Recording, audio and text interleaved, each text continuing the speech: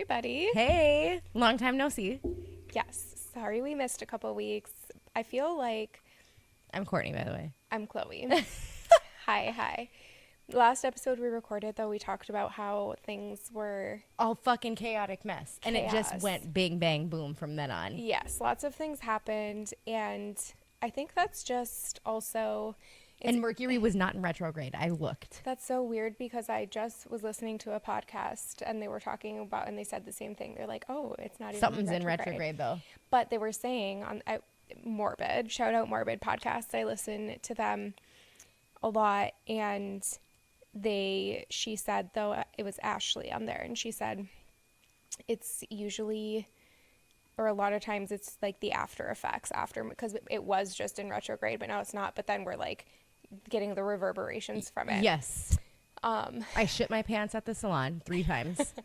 I had no hot water for a whole entire 11 days, which means, well, I'll let you put the pieces together. And we got Tula. This is Tula. She's a sweet little baby. We don't know what she is. We think for sure, obviously, Black Lab. We rescued her, so we're waiting on her DNA test results back. We'll see what they say. She's so cute. So 3rd member of the podcast joining us today. Yeah. And there's no dogs in 6 Feet Under, is there? Besides the foot. Oh, Freckles. You should have named her Freckles. I didn't even think about that. It wasn't on the list. She doesn't have any freckles, though. No. Anything crazy for you happen in the last... It's been like 2 weeks. Almost 2 weeks. Nothing like what you have had happen to you, but... It's just, I was going to say, it's been an interesting thing to think about, like, coming and talking to you every week. And the last time that we had talked about how things were crazy, and, like, when I drove here, shit was just, I could feel it in the air, like, the weirdness was starting to happen. Like, it usually does when it starts to get warmer outside. But it's an interesting, like, study of human behavior to look at how just with the weather warming up and everything, and then shit hit the fan. And I feel like it just goes along perfectly with what we were saying, that shit just started to be a little bit chaotic. And exactly like we said, things played out that way. So. Oh, and huge shout out to indie short film. Joshua Nicholas Moreno. We'll link the video. You guys, it's really good. Things Are Different Now Productions, TADN Productions on YouTube. Our friend who listens to the podcast shared it with us on Instagram, and it's his film that he's in, and I think it's his production company or something like that, and other people that he knows, and it's called Any Minute. Yeah. And it is a short film that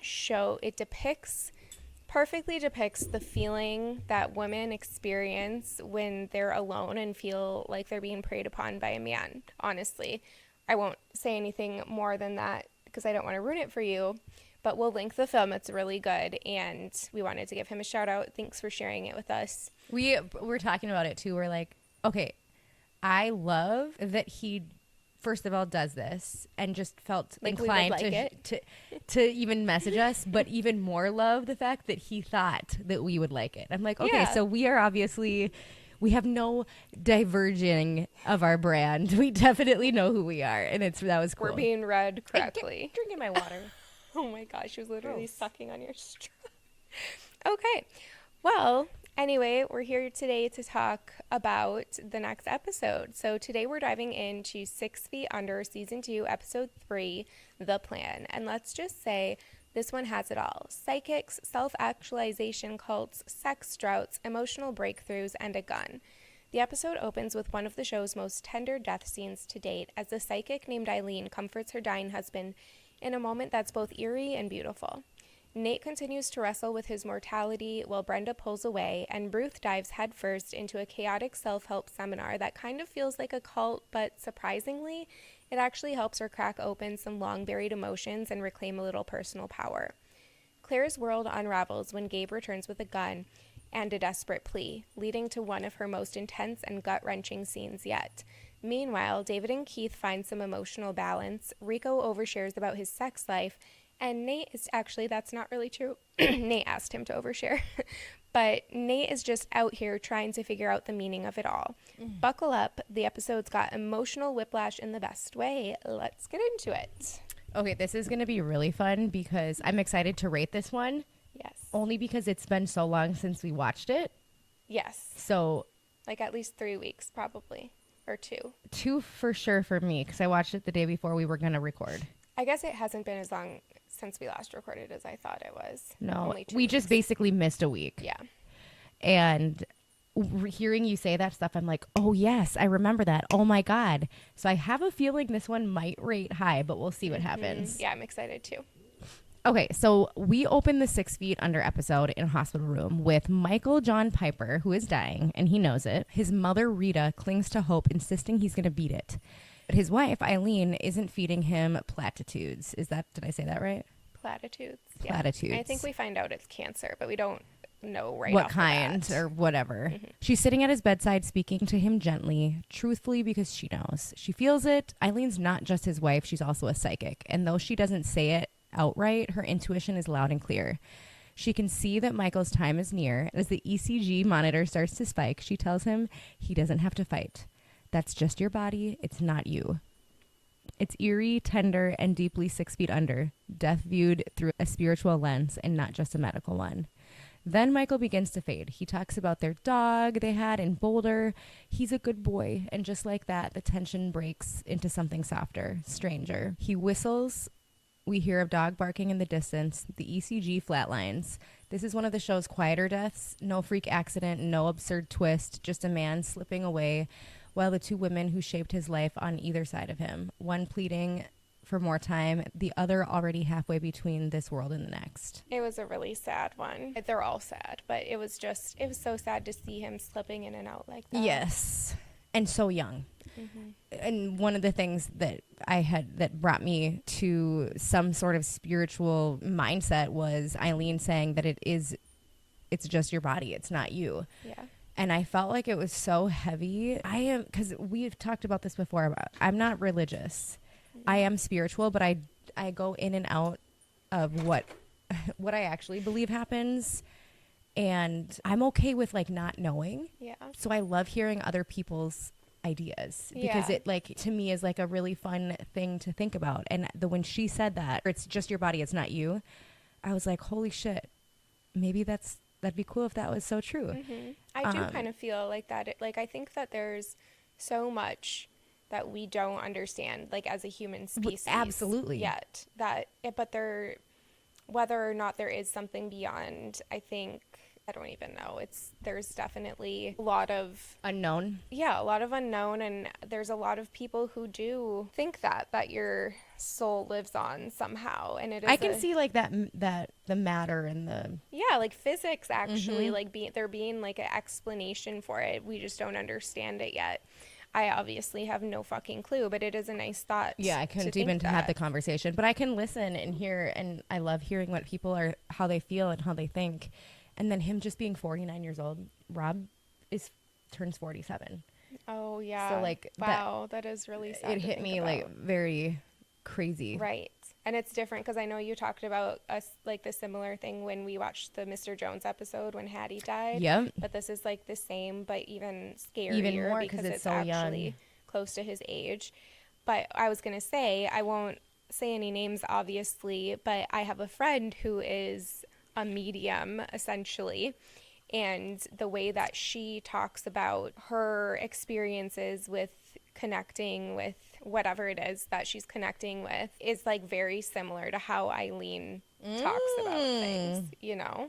So it's kind of interesting to think about the fact that there's so many people who have that idea and there's nothing to be gained. I mean, in this situation, it sounds like, because I remember there was a scene where Nate mentions that Eileen gave him her card. So, and it was about being psychic and stuff and past life regression. So obviously she is making money off of her gift or whatever it is, and that's where it comes, like we talked about with the plan and everything. Like, you have to be careful about who you trust. But in my instance, like with my friend, she doesn't do anything related to her income connected to that.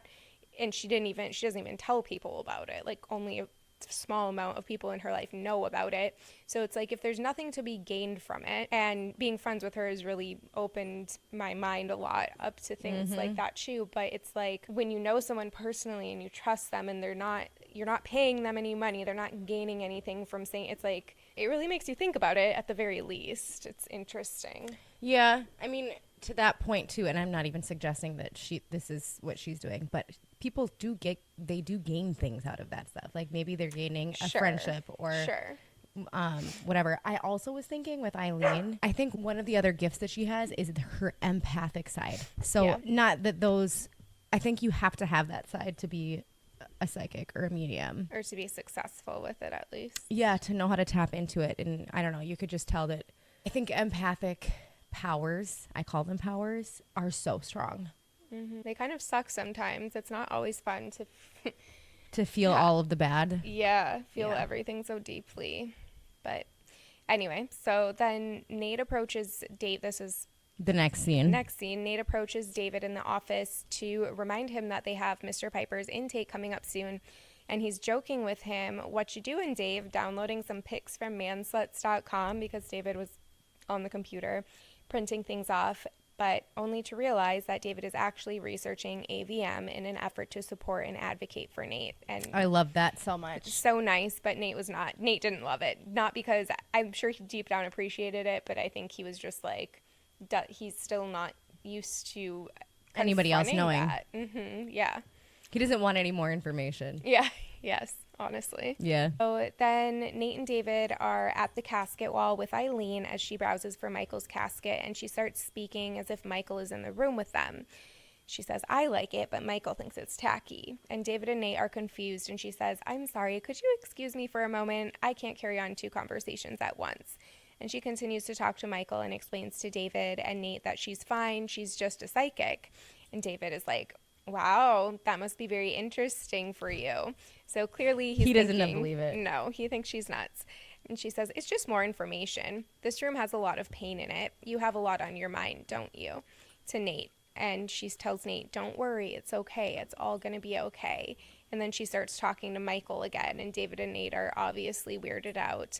One thing I will say, though, as I'm rethinking about this scene, what I love about her is it's very clear. She makes it very clear, like, she doesn't care what other people think or if they believe her or not. She's just very blunt and matter of fact, and I appreciate that in a woman. Okay, yes. My thought was along those lines, that it was super beautiful that she is this medium. I only put this in here because I wanted to see what other people thought. I know what I think. Yeah. Is she crazy and this is her coping mechanism, or is she for reals? And I think it doesn't matter. That's my thought. My thought is that it literally doesn't matter. Whatever, she's not making this up. These things aren't just happening in her head. Like, whatever she thinks is happening, that is literally what is happening for her in that moment. And not a single other person needs to understand it. And I think she's so fully, like you said, unapologetic. Yeah. That it doesn't matter to what anybody else thinks. Right. And I think that's just so beautiful. Yeah, I agree. And it's not going to change anything either way, whether she's making it up or not. It's just so. Yeah. So David and Nate are in the kitchen now, and Nate shares with David that Eileen gave him her card.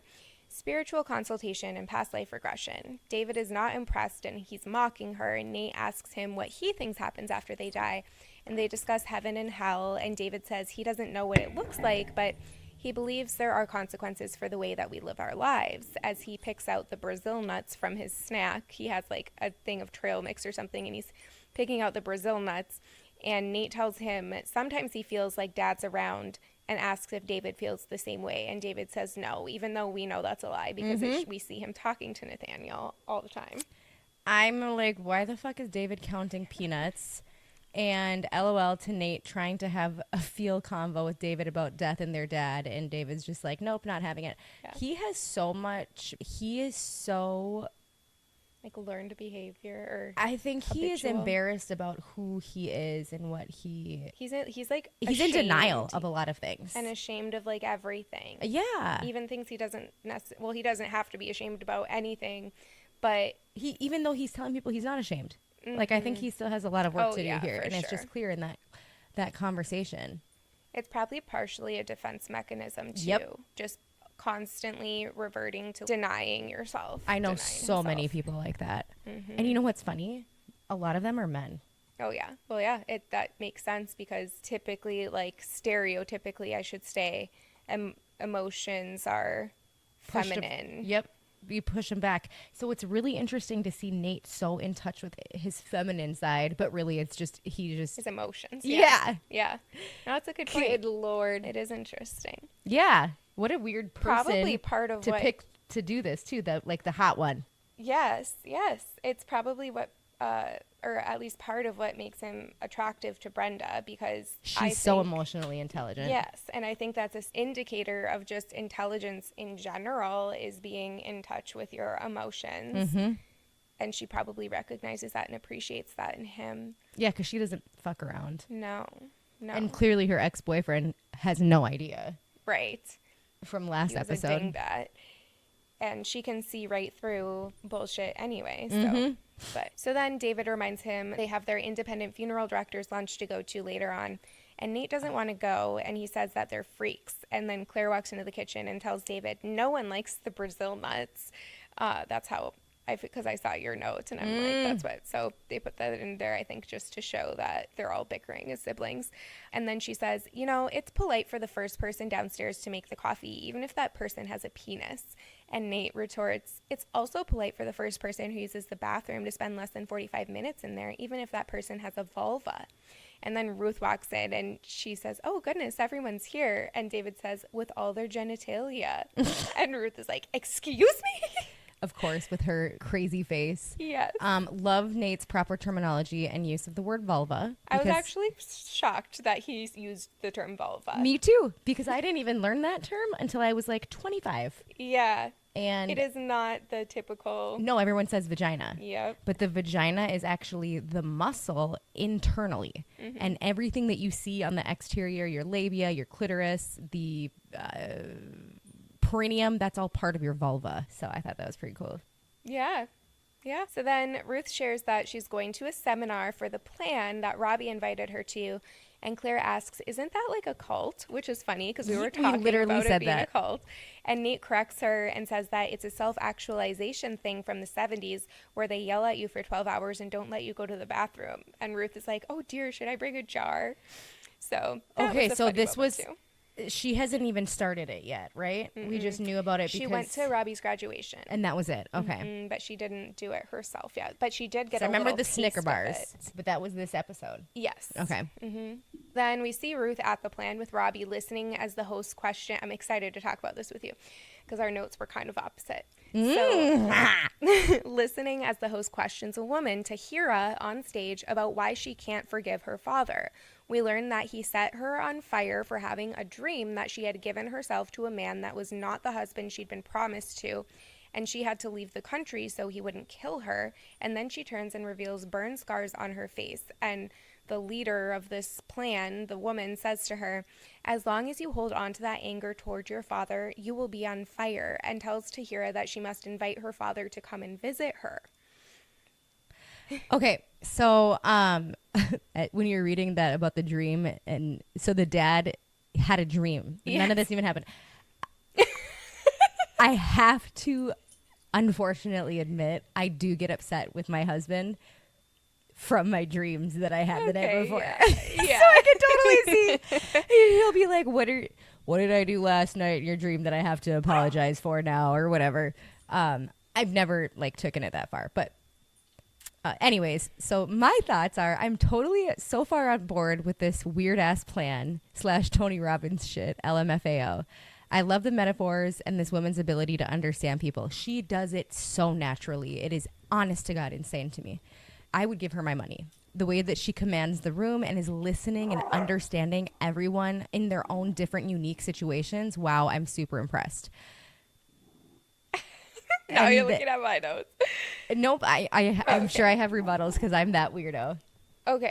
Okay, go with your So shit. If my dad set me on fire and I had to flee the country to escape him, you think it's sound advice to call him and invite him over?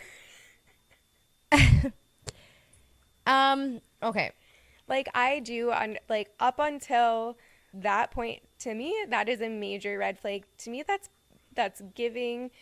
I know for a fact that my therapist or any good therapist, any licensed therapist, would not advise to invite someone who tried to murder you and you have scars on your face to prove that he set you on fire in the past over to your house. But let's take that out of the equation for a second. If we took that out, I agree with the idea that you should not hold on to anger. Yes.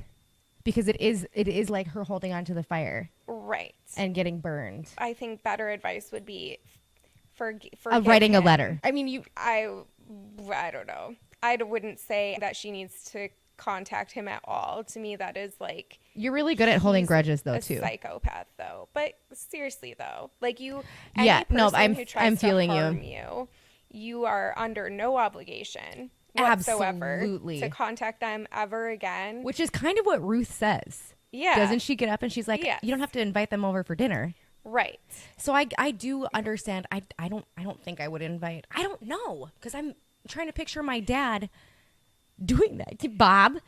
Yeah, no. I can't picture that. We can't even fathom that kind of trauma. So it's hard for us to even, I feel like, give an opinion or speak on that because nothing that traumatic, no one's Plus, ever I need more information on us. this story. I don't.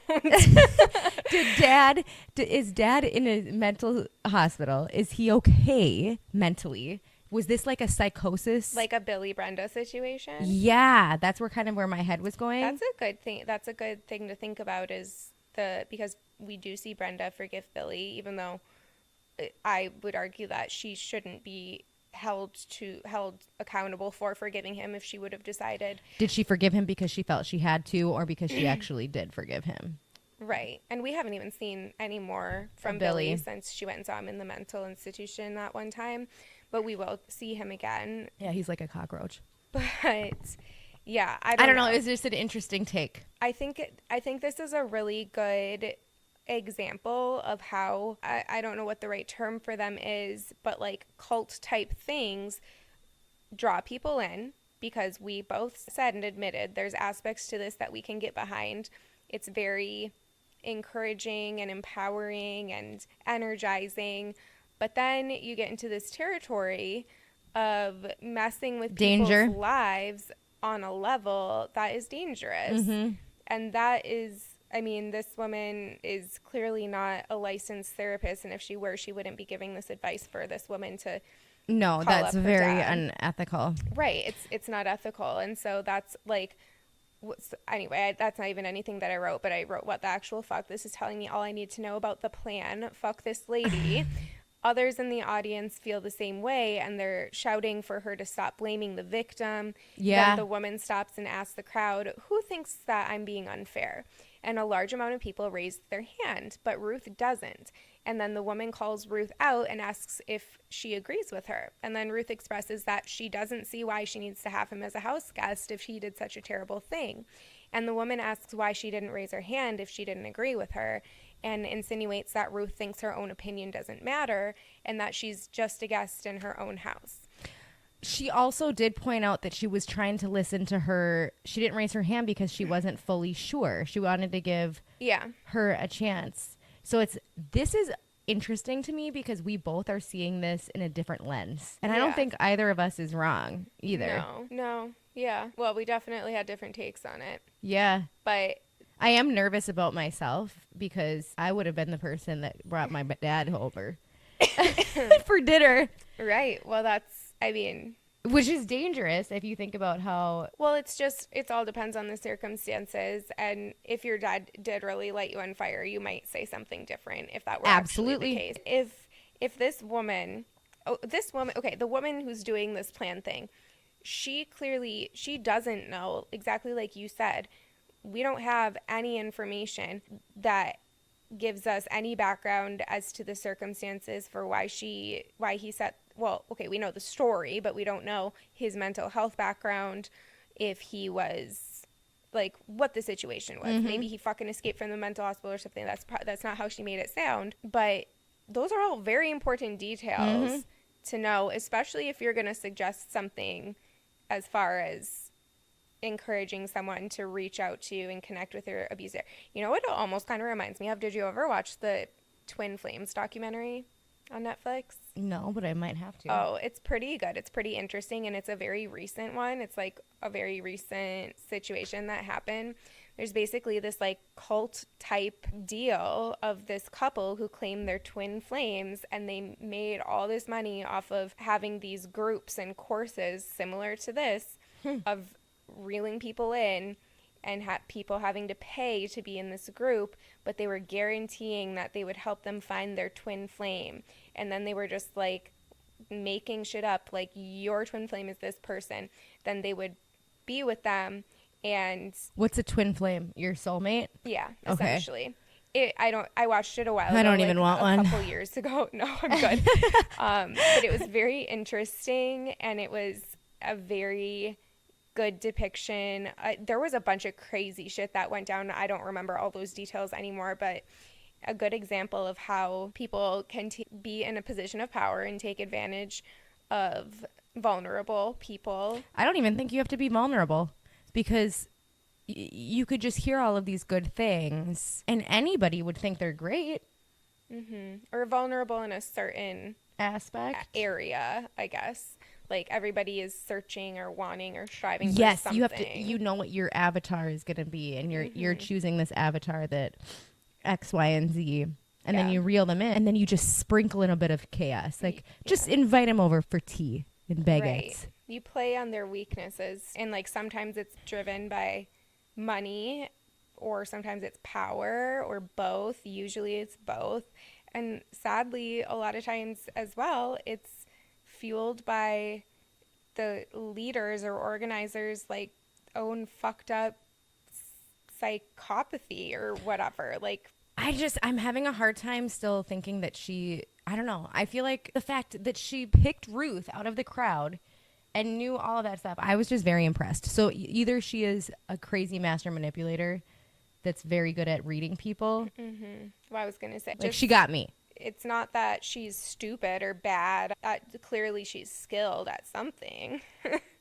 But I think it was probably more so in the realm of, I mean, like similar to that of a politician. Being able to tell people what they want to hear and say things on the spot and draw people in.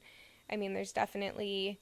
I'm excited to see what you wrote about the end of the episode with her. Me too. I don't even remember at this point, but... I don't remember what I wrote either. Yeah, but I know that there's controversy because, Yeah, we will. We'll get there. But so then Robbie interjects when this lady is calling Ruth out, and he's like, yes, she acts like she's a guest in her own house. And then the woman continues antagonizing Ruth and tells her that she needs to open the windows so that she can see things the way they are. She needs to be luftening. Yes. Luftening. Do you guys know what luftening is? It's when, I'm pretty sure we figured out it was German, and they open the windows in the wintertime for like 10 or 20 minutes to get fresh air in. But there's also like a mental thing behind it too. There's benefits to it in a lot physically of different areas. And yes. So we're luftening. We talked about it this winter, and we've been doing it. So you should luften. But next we see Claire walking into Gary's office, apologizing for being late because her beaker exploded. And Gary asks her how she is, and Claire is deflecting and asking Gary about his girlfriend, Jenny. So he asks her how it's going with Gabriel. And she shares that she hasn't talked to him in like 2 weeks and asks about Jenny again. But Gary persists and asks her to share what she's going through. So Claire says, it sucks to be pretty much in love with a guy who's too fucked up for life, you know? And she also says that it's not his fault, and she just thought he needed someone who cared about him.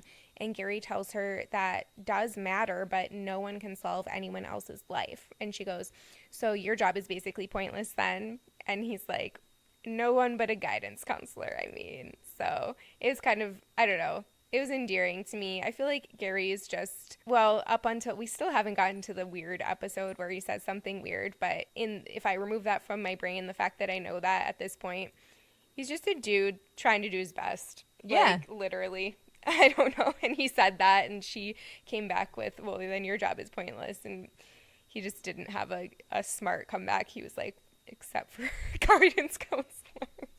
And she knew that he was being dumb on purpose, too. It was just kind of a cute moment. I think she gave him a little smirk after that. Yes, it definitely. But I even wrote down, like, I still don't feel anything weird going on between them. Mm-hmm. Yeah. It just seems like a good relationship. They must be really close in age, too, which has to be super hard, but also really beneficial. Yeah. At the same time. Yeah, you're right, because he's definitely, I mean, early 20s. Yeah, earlier mid-20s. It's kind of hard to tell. It's kind of hard to tell how old, but definitely, like, not in his 30s. So, and that is still close. That's close in age to a high schooler. If in Claire's... She must be a senior or something, 17 maybe. Yeah, I'm not sure. I think she is a senior. I don't know. Maybe junior or senior, because she's been talking. Season 2 has to be a year later. Mm-hmm. Maybe. To be determined. Yeah. Anyway, we won't get into that since we're not sure right now anyway. Okay. So then David and Nate walk into the family restaurant where the independent funeral director's lunch is taking place, and it's just 3 men sitting at a booth. And as they approach the table, Nate recalls meeting Bobo in Vegas and that he spits. And David introduces Nate to the other men, and one of them congratulates him on earning his license. And he says, "David tells us that you are very gifted," which was so sweet. And David kind of looks down like he doesn't want to acknowledge it, but so sweet that he clearly had told them that Nate is gifted, like when Nate wasn't there to hear it for himself. So just, I think it says a lot to know that that's how David is speaking about Nate when he's not in the room. Yes. And then the men bring up Croner, and Bobo says, "Fucking Croner, those cocksuckers." And then he looks at David and he's like, "Sorry, those cunts." That was my favorite line. Because they all found out that David was gay in Vegas. Cocksucker. Oh my God, I didn't even think about that. Yeah. So that's I just thought it was funny because cunt is better. Yeah. But no, he was, and then there's another line in here. So he gave David that look because he's in his head thinking, oh, David's gay, I can't say cocksucker, which is ridiculous. Then he explains how Croner reported him for breaking a guideline, and now he's being hit with a lawsuit. And he says, "I will ram a plastic screw up my anus before I give in to those fucks."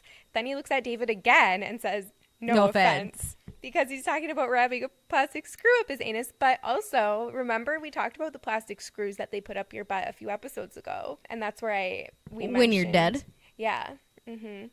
And I talked about that one. Her name is Lauren the Mortician. Yeah. And then I said, I think I commented on the video where we talk about her, and I linked her channel. But she's the one who does videos about all the behind the scenes of what they do. And we had talked about how she showed the screw they put up your butt. And that's what Bubba was talking about. So. I have to take this moment to point out that you can still like butt stuff as a male and still consider yourself straight. Yeah. If there's honestly people out there who don't believe that in 2025. Come here, I'll give you my finger. Yeah. Not me, but Courtney will do it for you. Well, oh my God, I have so many thoughts running through my head right now. Seriously, though, that is such an annoying, it's just ridiculous. And yes, pathetic. and it needs to be said because so are all women who enjoy anal, like. And you don't have to like putting your penis in a butt. You don't have to. You can like getting something put in your butt, and you can like putting something in somebody's butt, and that doesn't actually qualify your sexual orientation at all. No, not at all. But like, do you get what I'm saying? If a man is homosexual or gay because they like butt stuff, what does that make a woman who likes butt stuff? Somebody who just knows what pleasure feels like. Literally. But like, do you get what I'm saying? Like, what is that? Why is there a stigma? Because people are afraid to be not gay. The other. Yeah, it's pathetic. Yes, that's why lesbian porn is so fetishized. It's interesting that it's kind of a slap in the face to women, the lesbian porn. I mean, I'm a huge fan of lesbian porn, but the fact that it's okay for quote unquote straight men to like it, but not watch and be uncomfortable about gay. So I could just go down this whole rabbit hole because it's a huge crapshoot. Yeah. Anyway. So just try a finger in the butt is what I'm trying to say. I concur. So he talks about the screw in his anus. David's facial expression after Bobo says that about the screw in his anus was on point. So funny. He just looks so uncomfortable.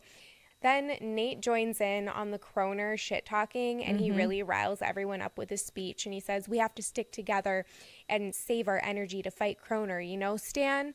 And I loved how he said he just met this guy, Stan, one of the other old men, but he said his name, like, and that's such like they were besties. Yeah, it's such a move, like it's an empathic move. Yes. People love hearing their own name. So Bobo exclaims, yes, terrific. I love this guy. And they're all applauding him. And you can see here that I think that you think something different, though. But I said you can see that David is kind of proud of Nate, because at first when Nate started yelling and riling them up, he was like, all right, Nate. He said something like, relax. That's what was annoying me. Yes. Okay. Yep. So we're on the same page. David was like embarrassed that Nate was getting riled up, but then he saw the way that everyone reacted and applauded him, and he kind of had this look that could be open for interpretation, but I took it as he was kind of like relieved almost. He was looking down that it and didn't smiling. Turn into a bad thing. Yeah, and he was just like, okay, good. This is actually, I should probably just put some more trust in him because this is working out in our favor. Also, it is telling that earlier in this specific episode that we were just talking about, that he is so ashamed of so many things. He was afraid to let somebody else be themselves because of how it might make him look. And it's like, bro.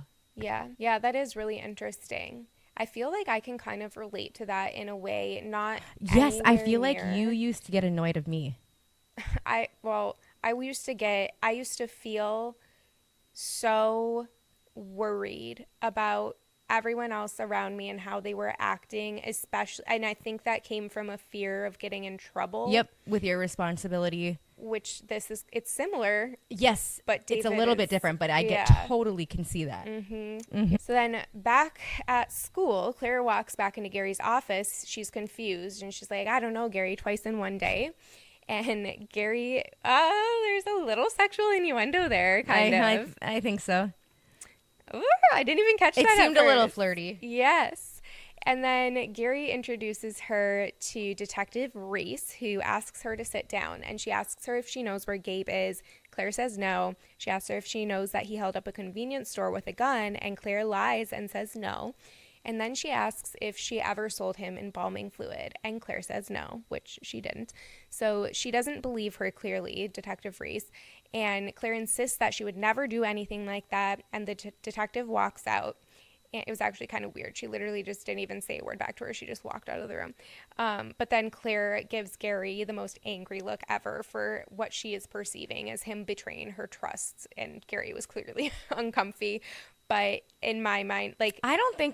I didn't get that he was betraying her trust. I'm not saying that I think he did. I think that he had no choice in the matter. Yeah. But I think from her perspective, she was definitely glaring at him. Like the scene cut off where she was just like looking at him like, you tricked me into coming in here and you didn't give me a heads up. And like, what the fuck was that? Like kind of ambushed her in a way, even though as adults, we're looking at this and we can see it's not like Gary did anything wrong. Right. But I think that's how she felt. I don't think Gary would have even told the detective anything that if Claire did confide in him.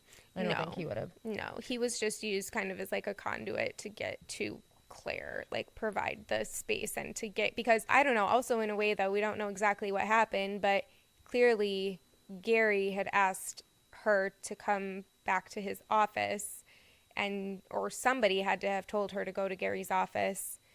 And when she walked in, she's like, I don't know, Gary, twice in one day. Like, that kind of makes me think that it was him who, how did that work in high school? They send you a note or a slip or something. Yeah. But there could have been, probably in Claire's mind, like, opportunity to give her a heads up or something. And I think that if it wasn't coming from a person that she trusted or wasn't directing her to go see a person that she trusted, there was every likelihood that she would have just ditched school and not gone, you know, like they kind of used him as bait or not bait, but like a trap in a way. But yeah, I guess I didn't really see it like that, but I can see how that all of that went through her head. Right. Yeah. Probably in the whole 5 seconds she was in there. Yeah. She definitely wasn't happy. I'm sure that I don't remember it. I'll be interested now when we watch the next episode to see if they have any interactions for us to analyze. Because I know that they continue. There's definitely more scenes with her and Gary, but I don't remember how that situation impacts their relationship at all. So Nate is at Brenda's, and they're discussing classes that she's looking into taking. And she says it's between ethics of evolution and biogenetics, I think, she says. So Nate says yawn to biogenetics, and she says it might sound boring to him, but it's actually very smutty. It's all about sperm competition and cryptic ovulation. She also shares that she's only doing one class, and Nate thought she was going to take more, which I think kind of annoys Brenda and makes her a little defensive. So I can definitely relate to that feeling of this isn't enough. Yeah, putting work and effort into something, and someone asking like, aren't you going to do this? Aren't you going to do that? Have you done this yet? Like, yep. I just put so much energy and time into doing this. Like, give me a fucking break. But anyway, I also don't think Nate was trying to make her feel that way. No, most people aren't, but it does come across that way. So Nate looks at the course catalog and shows interest in the religious studies class, cross-cultural perspectives on the afterlife. And I feel like this is just a subtle jab of Nate worried about dying and what happens after. This whole theme is happening right before our eyes. They're really highlighting his growing interest in the afterlife. Absolutely. And Brenda says yawn to that one and jokes that he can take that class and they can meet in the quad for lunch. Then Nate gets all horned up and tries coming on to Brenda, and she gets up and walks away from him, and he asks her why they haven't had sex, and she explains she's in the middle of something. Like, she was just like, I'm not trying to have sex right now. I'm in the middle of trying to register for these classes. She didn't say that, but that's what she meant. She's in the middle of something. And he says it's been 3.5 weeks, and Brenda says it's normal after a certain point for sex to slow down, and they go back and forth about it, and Brenda insists that there is a certain ebb and flow that happens. There will be times when you're not attracted to me at all. It's just a normal ebb. And I said ouch there, because there's one thing to say that you're having a dry spell, but another thing to come out and basically flat out say, I don't feel attracted to you, like, bottom line right now. And that's kind of what she did when she said there will be times when you don't feel attracted to me at all. She may or may not have intended that, but to me that stung a little bit looking at it from Nate's perspective, because it was kind of like, it felt a little unnecessary to just outright say you're not attracted to him right now. But anyway, also being honest, like, she has every right to be honest if that is how she's feeling. And I can see her not, I mean, because then what does she say right after that? So then one of my favorite lines. Well, how long does the normal ebb last? Which is a very sweet question. It was. He's just really horny and wants to know. And she says, I don't know, but I think that's the kind of question that prolongs the standard ebb. So literally love that. I love her. And that is very valid. It is so true. But nobody has those conversations in relationships. No, that's also very true. And I love that, especially in this time or era or whatever, that they were just putting it out there. And then you throw that in too, that it's 2001. Yeah. And it's 2025. People still aren't having these conversations. Right. I know, trust me. But to be clear, I fully support Brenda saying, I don't want to have sex and I don't know when I'm gonna want to have sex. That's 100% valid. Like, it was the attraction part that made you feel a little like, ooh, that was harsh. Yes, yeah. I thought it was there could have been a kinder choice of words, but also she's not obligated to care about that either. So then Ruth gets home at midnight, or after midnight, to find Claire watching a movie on the couch, and she sits down with her, and Claire tells her that she was kind of worried, and she asks her if it was fun, and Ruth says it was horrible. And so Claire's like, you're not going back then, right? And Ruth's like, oh, I'm going back. So I said relatable as well. Ruth says she doesn't want to be rude, kind of proving the point of the lady, honestly, which I think you had a similar note. But I think that I said that that's relatable because, well, I've definitely felt that before, like felt guilty and gone places that I said I would go just out of the guilt of having committed to going. But also, it's really hard to start something. And I mean, I think it's an important skill to be able to delineate when things are worth finishing and sometimes when things aren't.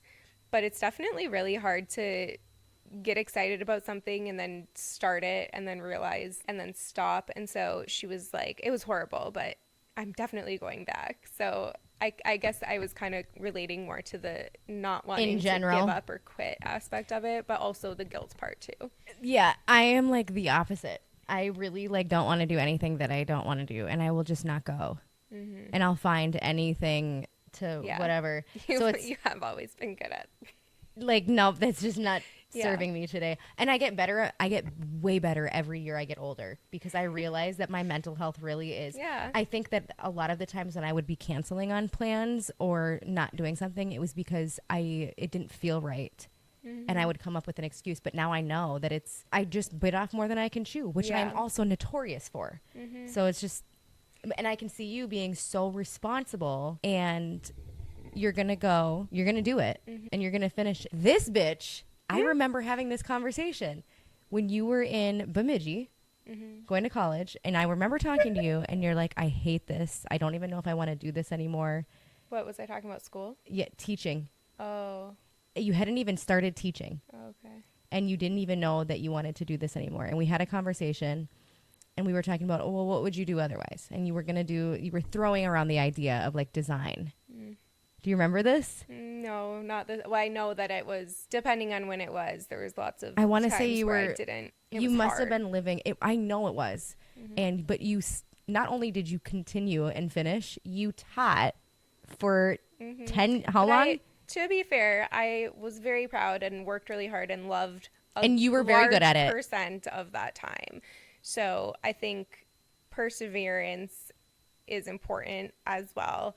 And this was one of those times where you knew that it wasn't time to give up. Yeah. Yeah.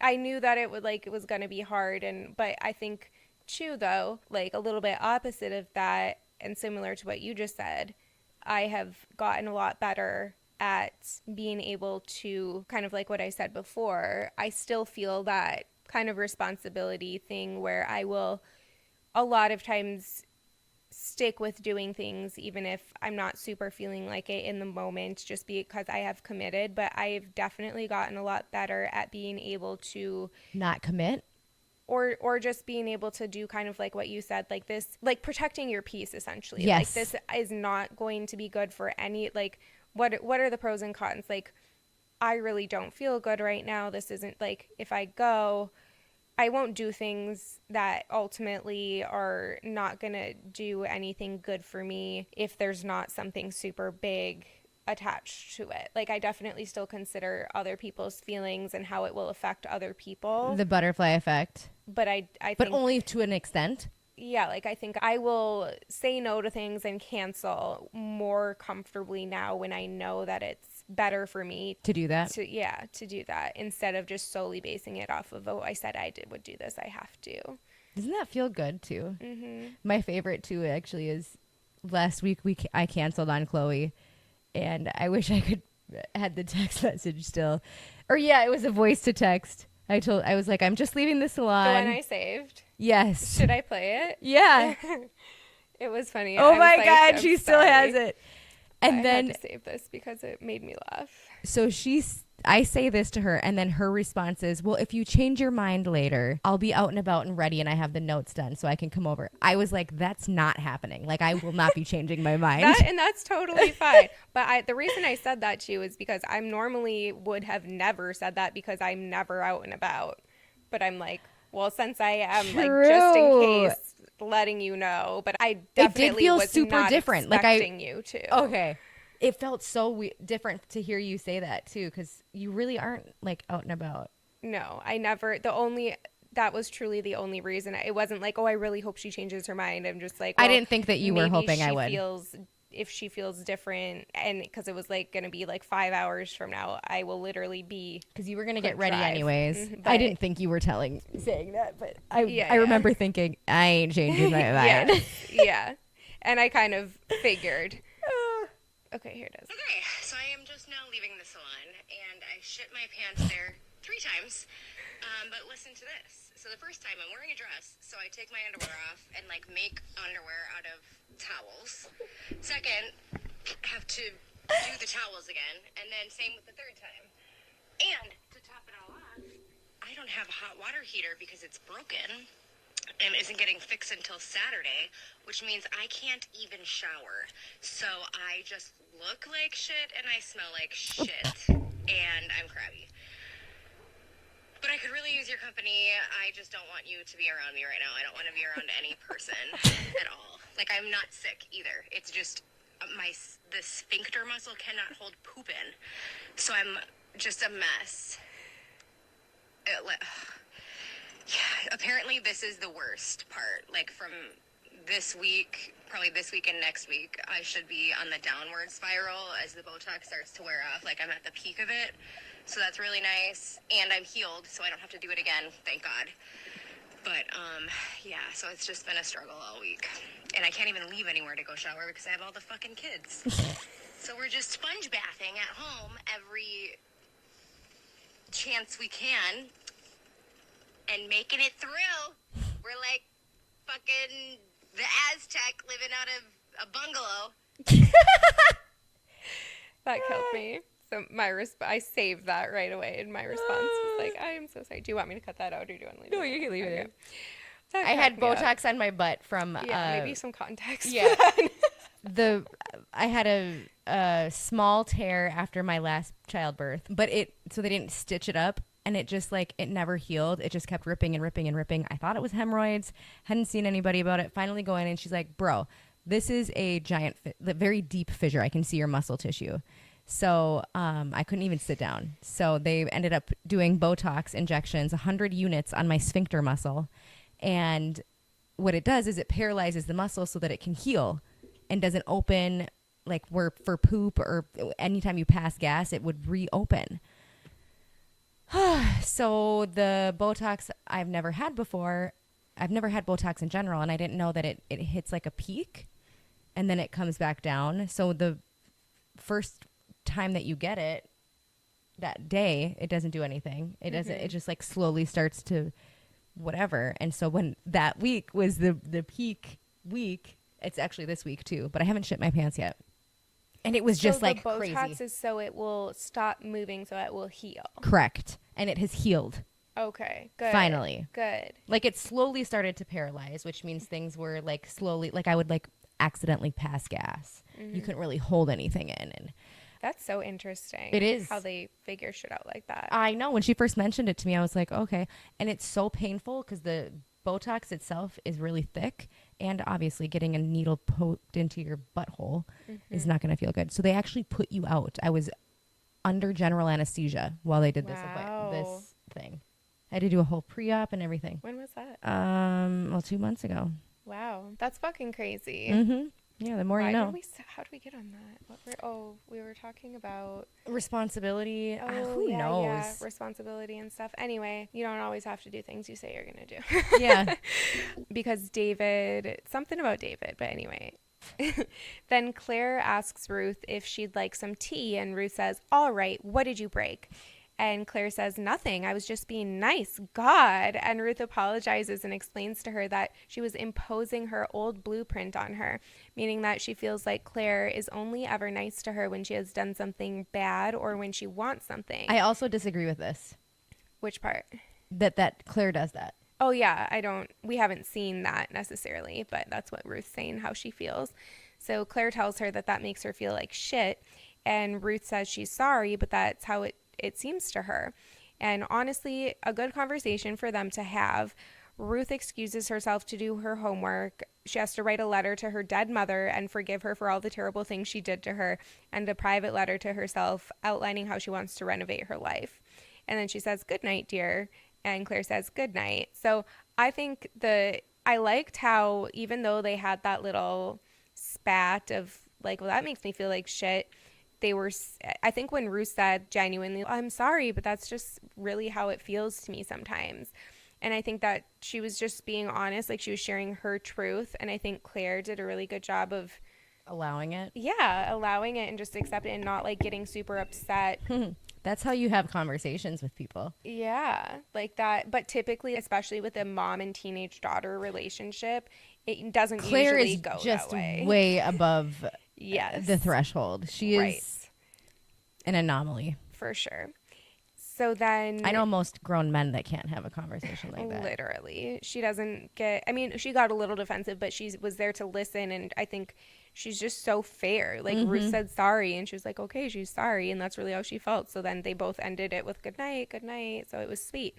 And then on the movie, this is kind of an interesting side thing. On the movie that Claire is watching, a man gets shot, which I think is obviously a nod to Gabe and the gun, but I'm wondering if there's more of a significant symbolism going on here with the movie because they focused on it so much. Like they kept panning the camera to the TV. So I looked it up, and I'm glad I did because, of course, there is meaning behind it. So the movie that she's watching is Badlands. So Terrence Malick's Badlands, which is a 1973 film, is a quiet, haunting film about a young couple, Kit and Holly, on a killing spree across the Midwest. It blends violence with beauty and detachment, and its symbolism deals deeply with isolation, moral decay, disconnection from reality, and the myth of romantic rebellion. So pretty much mirroring how she's feeling about her and Gabe's relationship at this point. So that was really creative and smart of them to throw in these little side things that I'm sure only a very small percentage of the population who was watching this at the time connected up on. to.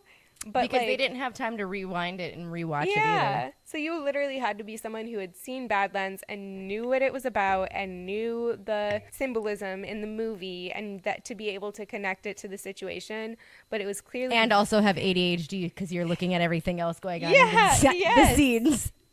But it was so clear they thoughtfully put that in there. Like they could have not shown anything on the TV and just completely agreed. But they are intentionally being. It's so deep and symbolic. Every single little fucking thing in the show. It's so interesting. So then in the prep room downstairs, Rico is working on Michael's body, and Nate asks if he forgot something. And he had forgotten to glue his mouth shut, I think, because then Nate starts doing it. But Rico also has baby Augusto in the prep room with them, and then he apologizes to Nate and tells him he hasn't been getting any sleep because Angela has been coming over to wail in our living room all night long after breaking up with her boyfriend, and that she thinks she has some right now. And then he trails off or kind of catches himself before he lets it slip that she is the one who gave them the money for the house. So he doesn't really want to tell people that because I think he's ashamed of it still. I was going to say Nate wouldn't give a shit. No. I am also not surprised that Vanessa's sister is actually now basically dumping into Rico's house. Like this is very on character for her. Not saying that it's a bad thing, but it seems like it's coming out of a place of you owe me. Yes. And so I don't like when people do things for me that want to, like, I don't want to be indebted to anybody, and I don't want anybody to feel ever indebted to me. We had a similar conversation like this at one point in one of the Okay, good, because I thought I was episodes. stoned for a sec. We definitely talked about being indebted, but I don't remember what the connection was. But it is an interesting dynamic. And I do think we haven't seen a lot of Angela, but she wasn't very We friendly. hear a lot about her. Right. She definitely had some red flags about her personality in the episode where we did get to meet her. Mm-hmm. And Rico has his own red flags. They definitely clash. So there's it's not shocking that those two are having exactly an issue. Right. So Nate apologizes to Rico again about the loan, and Rico says it's okay. They got the house. Something else came through. And Nate congratulates him. So then next, Nate asks Rico about his sex life with Vanessa. So I honestly kind of love this conversation for them. Rico admits that their sex life slowed down after having kids, but then proceeds to say that slowing down means 3 to 4 times a week. And remember, Nate and Brenda have not had sex in almost a month. So Nate's sitting here pretending like 3 to 4 times a week is not a lot at all. And Rico inadvertently adds insult to injury by saying, yeah, it's not like the first few years. You got to enjoy that while you have it, right? So this conversation ultimately is just making Nate more stressed about his sex life, but he's trying to play it cool. So ultimately, I love the idea that Nate is being vulnerable. That is so not, I feel like, a typical common thing for men to feel comfortable talking about or asking, because he was asking genuinely, like, I think for his own well-being and trying to navigate his feelings about it. And I don't think that's very common for men, because Rico was, even at first, he was kind of like, what? But and who even knows if Rico's telling the truth? Good point. And to answer the question of what's the right amount of time, it's different for everybody. There is no 3 times a week could be a lot or a little to somebody. Mm-hmm. And intimacy doesn't have to be sex. Oh my God. I'm just so like, Nate, you could do something. And you have your own hand. Right. He's definitely very focused on the physical. But that's how he connects with Brenda, I think, too. So I can see that it's really feeling, that's the neglect part that he's feeling, is like Brenda's not filling that cup for him. And that's just not a huge cup of Brenda's right now. Right. It's very complex. It always is complex. You're so right. Right. That it's physical aspect for him, but there's other things that you can be doing to get intimate or close with your partner that doesn't involve sex, which is probably something that Brenda might be craving, but she's not, at the same time, she's not really being super open to, inviting that in, but kind of what we talked about with the female versus male tendencies. Yeah, you can't, I think there's a missing piece there, and I think that's a very common trope or dynamic between men and women relationships, is like there's like a discrepancy between understanding what exactly it is that the other person is missing. Like, I don't know. meeting them there, right? At least in a consensual way. You never, like you were saying earlier, ever have to feel the need to give in to your partner and have sex because they want to. And the other person never has to feel the need to do X, Y, and Z at all without their consent. It's just, it takes a lot of work to have a healthy relationship. It is a lot of work, and it's so worth it though. So Keith and David are actually playing racquetball for real, and we see some more of Keith's aggression coming through. So David calms him down because he's mad the people before them aren't done on time or something. So David calms him down, which tells me that they're good at balancing each other out, honestly. So David asks about Eddie, and Keith says, things are good, I guess. David asks him what's going on, and Keith confesses he thinks his sister is using again. So David validates him and tells him he doesn't think he's overreacting, again with the validation.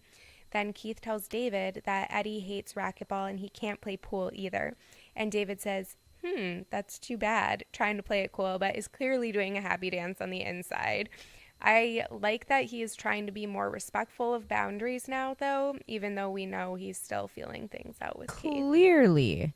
And I also loved that Eddie doesn't like racquetball. It was so funny, and the look on David's face.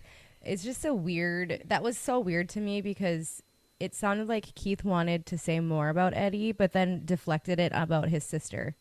Yeah. You know what I mean? It was like there were clearly things are not super great with Eddie because he was just like pretty obvious about that. And then just brushed it off. Right. I do think he is upset about Carla, but I think he did use it as a scapegoat in that instance. So then Brenda is in class listening to a lecture from the professor who wrote the book for the class. And it seems like she kind of has a big ego about it, the professor. And while they're having a class discussion, Brenda asks the professor, this is her exact words, isn't natural selection still operating though, since members of the species who have access to genetic technologies are more likely to survive and procreate? And then the professor dodges the question and says it leads to questionable ethical terrain. But Brenda persists and the professor gets annoyed, and Brenda tells her she hasn't actually read her book. But you can't tell me that survival isn't easier for people who were born with a private chef and health insurance. And good point. The class laughs at Brenda's snide remark, and the professor rebukes her and tells her that she should read the book before commenting on its thesis. And then Brenda asks she tries to move on and call on somebody else, but then Brenda kind of interrupts and she's like, I'm sorry, are we not allowed to disagree with you? And the professor shuts her down again, and Brenda just walks out of the class. So much for going back to school for Brenda. This scene actually annoyed the hell out of me. Probably both of them. I don't know what the fuck the professor is talking about. So, like, it was like a dick measuring contest between the two. Yes. And I really get both of their points. How the fuck, Brenda, like, you can't just, I get that you're a genius, but you can't comment on something that you actually didn't read. It was very pretentious of her. Yes. It looked like Brenda was looking for a reason to not want to go back to school. Yeah. It wasn't a good look for her. I think she's probably right, like in what she's saying. Yes. But it was rude. It was rude. Honestly, and like she didn't need to say the part that bothered me most was like, I didn't actually read your book. It's like that's everything you're saying is negated then. Yeah. Like just shut up then. Right. Like, why are you even here? You're not even giving it a chance. But at the same time, I do think, like, if you're just focusing on the points that she's making, Brenda probably is points. Right. Mm-hmm. But it's just the whole ethics of it or whatever. It's the way annoying. She went about it. Exactly. It was just... Honestly, I feel like it was a pointless scene. Yeah, I think if we had to figure out what the point of it was, it has to be to show. It's like, this is where I think people start to really dislike Brenda, like, even more. Like, she starts to go down. She starts to drop in people. Interesting. I'm going to pay attention to that now. I think she just really loses herself. She's already kind of spiraling, and I think she progressively in season 2 just continues to derail. But I also think that people who don't like Brenda started not liking her. And they just got confirmation. Right. Mm-hmm. This is just like fuel to that fire. But I think that's where they're going with this, is showing her being a little bit more rude, off-putting. I don't know. So Nate is looking at Michael's body in his casket before his wake, and Nathaniel's ghost is there, and he asks him where he thinks he is now, where Nate thinks Nathaniel is now. And they go back and forth and talk about what happens when we die, and Nate is clearly contemplating because he's scared. So Nathaniel tells him that he will never know until it's his turn. And Eileen walks in and says, "See, that's what you were hanging on to." And she's talking to Michael, and Nate asks if he's there, and she's saying, "See, that's what you were holding on to, his dead body." So Nate asks if Michael's there. Eileen says he's been with her the whole time. And Nate asks her if she thinks that he'll stay with her. And she says, "Not like this. He's just helping me get used to it." That made me almost crumble. That's like going back to what we were saying before. It's such a nice thought to think that. Mm-hmm. And how amazing would that be? And honestly, now that I think about it, I feel like I somehow channeled a little bit of that energy when Kelsey died.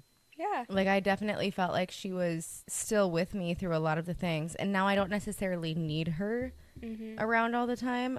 So I don't think about it in that way all of the time like I did for years. Yeah. God, that's just... It's very relatable. It gives you goosebumps. So I'm sure that's a very natural feeling for anyone to have. Clearly, that's what they're kind of showing us on the show. Like, if somebody close to you passes away, they are kind of living, whether it is in a metaphysical sense, like as a spirit, or just living on through your memories of them and through their, like, in spirit, like in your heart, and how you hold them in your heart or in your remembrance of them. And I don't think it matters which one of those it is, but it doesn't. Yeah, it's very tender to like process through how that is such a common occurrence for people, or such a common feeling. Yeah. Then Nate asks Eileen if she gets a sense of his father around there, and she takes a deep breath and closes her eyes, and she puts her hand out, and they kind of build anticipation, but she ultimately says, "No, I'm sorry, but that doesn't mean he's not here. This room is packed." Isn't he sitting like right around somebody's shoulders too? Yeah, I think he was just sitting in the room with them, like as his ghost. So she says, "I can't get to everyone, but I do see a child coming into your life." And Nate says no. And then David walks in, and she says to him, "Well, it might be you." And David says, "I seriously doubt that," which was hilarious the way he said it. And she says she's not sure which one of them she's reading, but she's quite sure there's going to be a child here very soon. Then, like clockwork, Rico walks in with Augusto, and Nate introduces him to Eileen. So they put Augusto in there so we can rationalize, like, oh, that's what she was talking about, or whatever you want to get from that. But, and spoiler alert, Eileen is spot on for Nate, and kind of David too, but more so Nate, which, when you think about it, probably really exacerbates his fascination with spirituality later on, when this does come true for him. But later on, this is probably not something that you would remember from watching it so long ago, but it is a continuing theme with Nate, that he continues to be extremely fascinated in different religions and spirituality. So thinking of it through this way, he's probably always thinking of this experience he's had with Eileen, and her saying this for to the him. rest of... For everything. So then when he's like contemplating all this stuff later on in the series, this is probably a memory that he reflects back on. And Eileen will never know that that's happening. And the footprint Nate that she will left. never know if this is actually legit, or if it's just her talking. But you gotta watch. Somebody said that to me, and then it came true. Which, yeah. Anyway, But super interesting, and also kind of true for David, but that's also a little bit of a spoiler. So, yeah. I noticed the same thing. And that's why I also I knew that it was foreshadowing for Nate, and I'm like, and David, if I'm remembering correctly, but I wasn't positive what I remembered. Mm-hmm. Now I'm just thinking of all this shit that's about to happen, and I'm just like, oh my God. We're in for it. Literally. So then Eileen compliments Rico on his work that he did on Michael, and Rico starts to get into the details. And Which was so funny. Super funny, but this is where we know that Michael died of cancer, because Rico said there was like no or it wasn't a lot of decay like you'll see with most cancer patients. Yep, his that's body, right. Whatever. But that was literally the only mention of how we know exactly what it is he died from, and we still don't know. I don't think they say what kind of cancer. But anyway, then David has to stop him because he starts to get into the details, and he's like, okay, Rico, see you tomorrow. And Rico takes the hint right away, and he's like, okay, nice to meet you, ma'am, and leaves. But he's so proud of his work. So proud. And this is still, I'm still like, Rico has not yet, he's been a little annoying here and there, but he still hasn't done anything to make us really dislike his character yet. So it just makes it that much more of a letdown when he does, because of little moments like that. He really is endearing. So then at Michael's service, the pastor states that Eileen asked him to close with a poem from Michael's favorite poet, Walt Whitman. From Breaking Bad. Walter White. Is based off of Walt Whitman. Oh, yeah, you're right. His character is based off of Walt Whitman. Oh, yeah, and then when Hank opens the book and... Yep. Oh, that's such a good show. I need to watch that again. Thought we should do a rewatch of that one, too. That would be fun. I do love Breaking Bad. I haven't watched it since college. That has been a long time. I probably wouldn't remember anything from that except for a few key moments like that one. But, okay. So the poem is... What do you think has become of the young and old men? And what do you think has become of the women and children? They are alive and well somewhere. The smallest sprout shows there is really no death. And if ever there was, it led forward life and does not wait at the end to arrest it. And cease the moment life appeared, all goes onward and outward. Nothing collapses. And to die is different from what anyone supposed, and luckier. So Nathaniel's they're in the back of the room with Nate, and he's speaking to him as he's watching and listening to this poem, and tells him he's just hanging around to help him get used to it, like Eileen said Michael is doing for her. And Nate tells Nathaniel he is used to it. It's been 6 months. And then Nathaniel says 7, not that you're counting, which is exactly what Brenda said to Nate earlier when they were kind of having that little argument about sex, because Nate's like, it's been 3 weeks.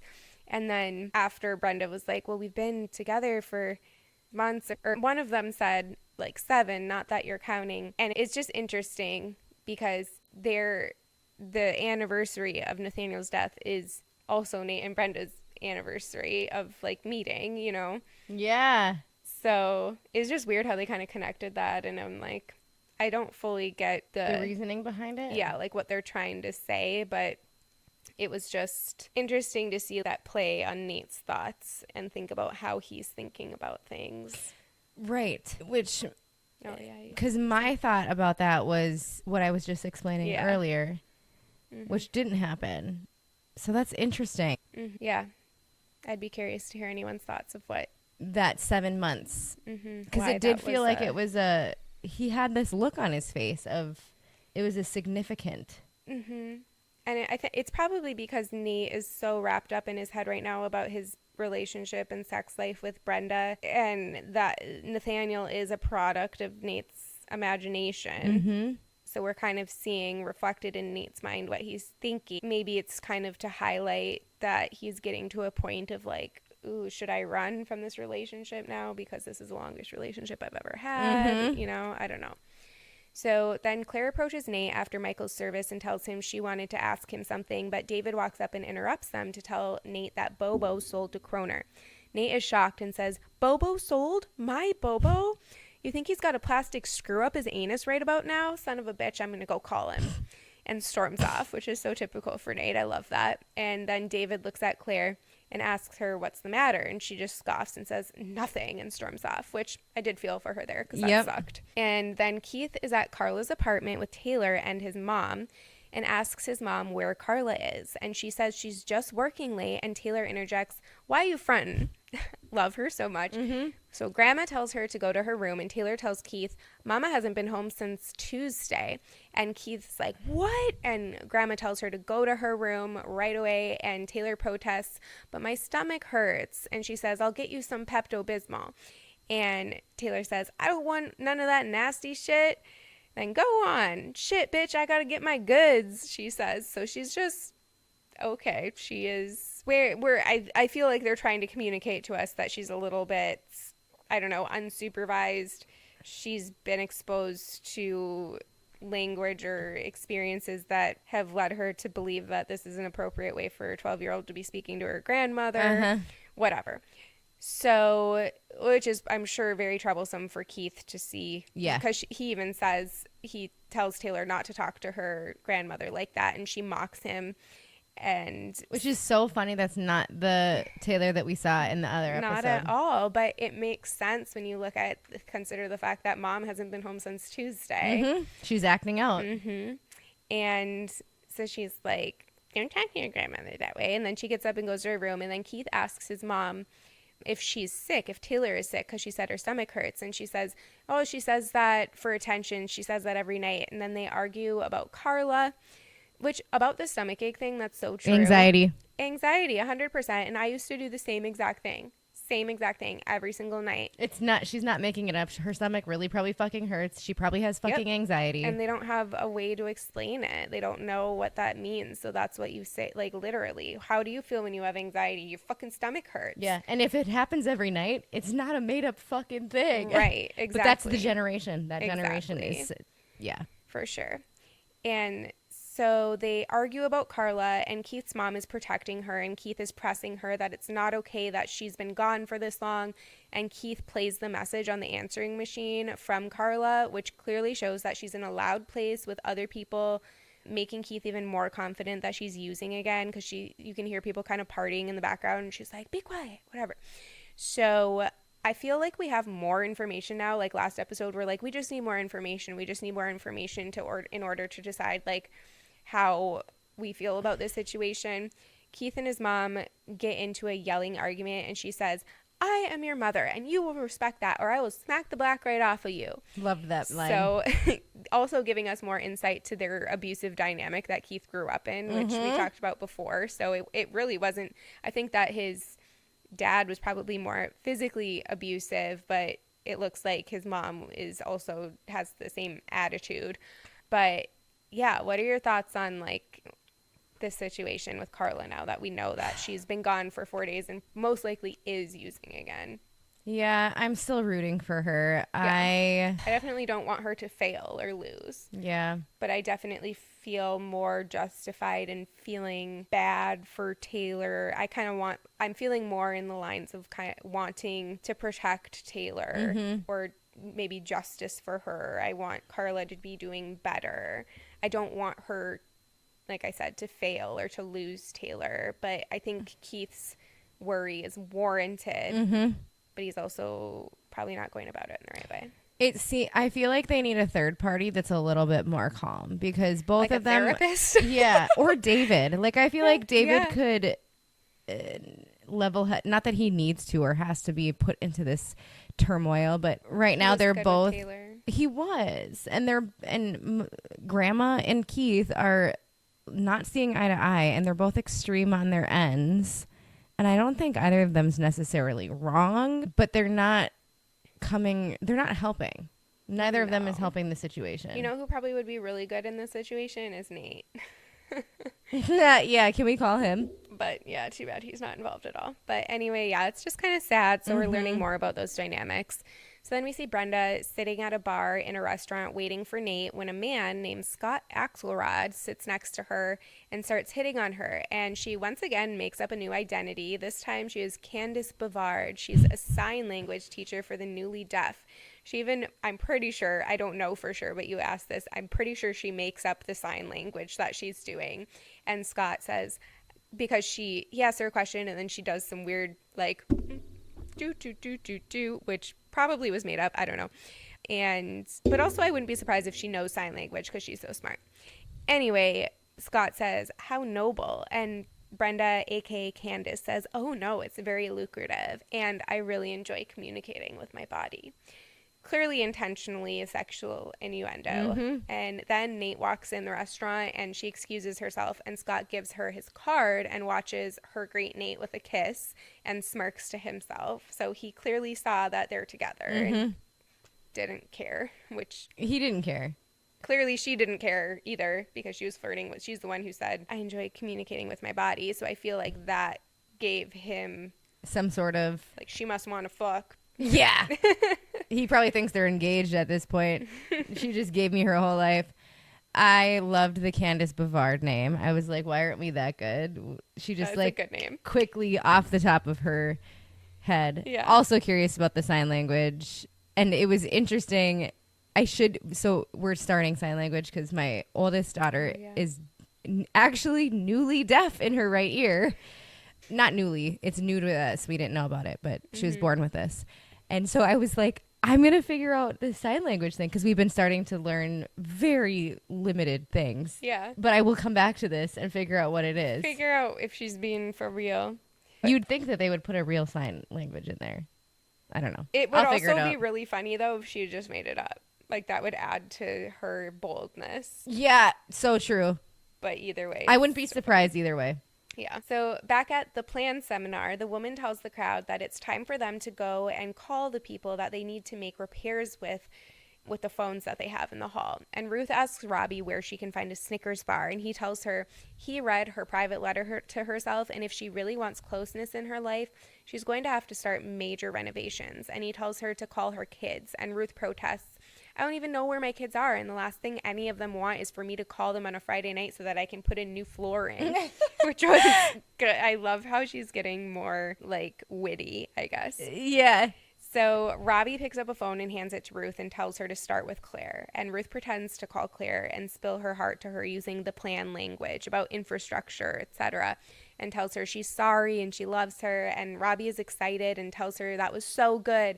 Then he excuses himself to go to the bathroom. And then we hear the operator on the other end of the line letting us know Ruth did not actually call Claire. I knew she wasn't going to as soon as she picked up that phone.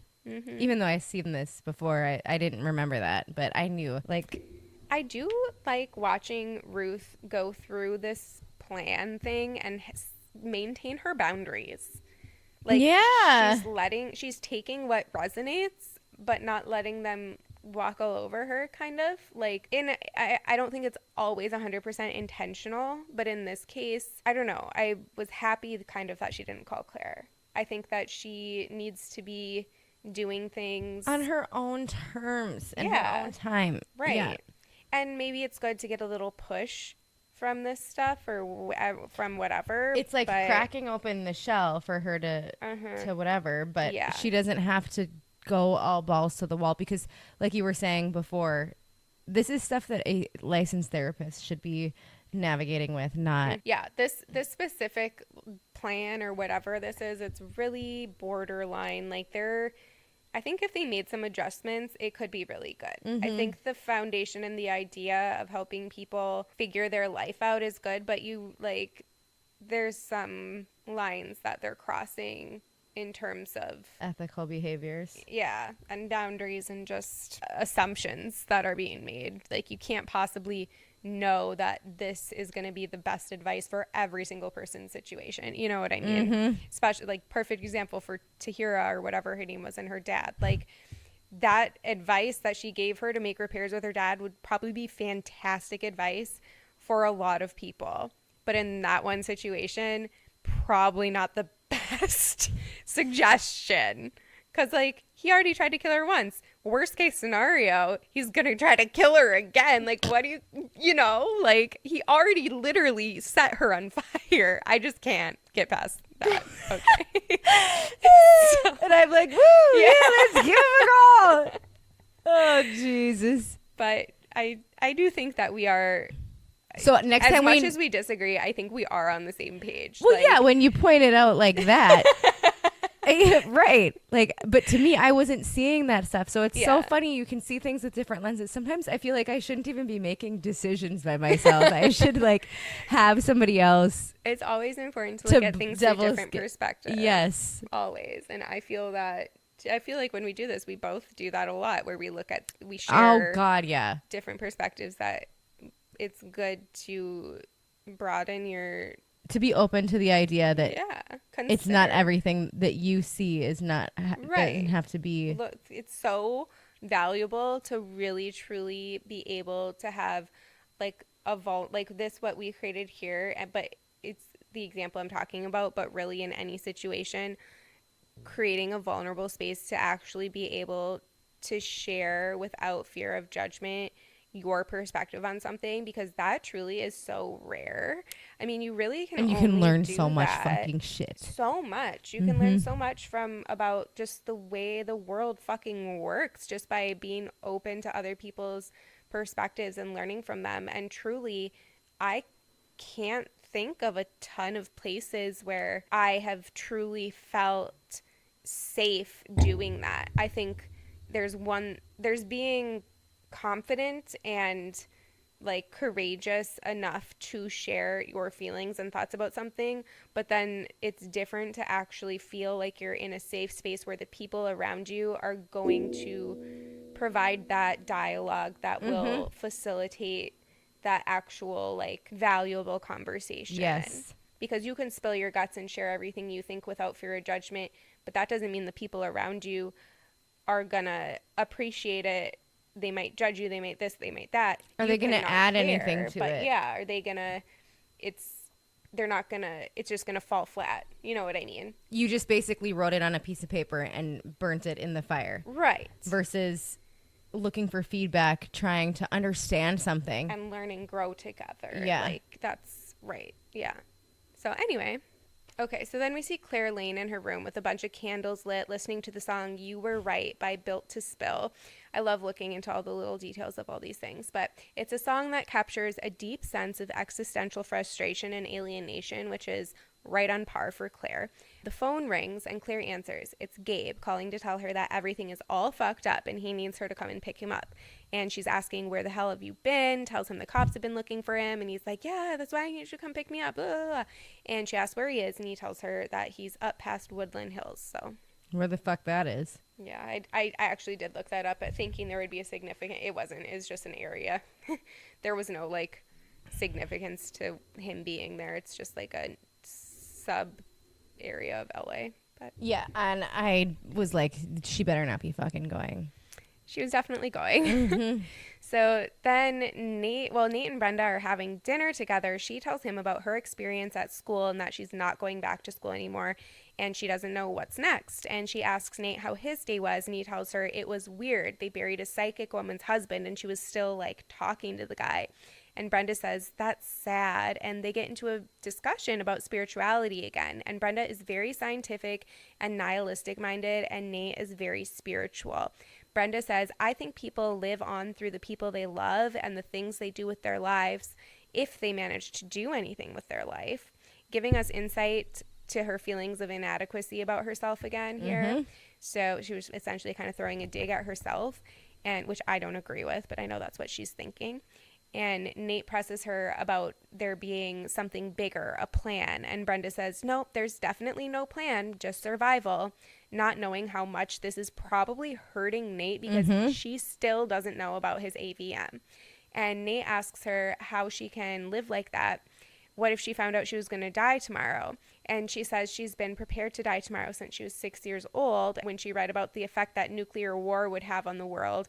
And it was pretty clear to her that it was definitely going to happen and that she's been waking up every day since then, surprised that everything is still here.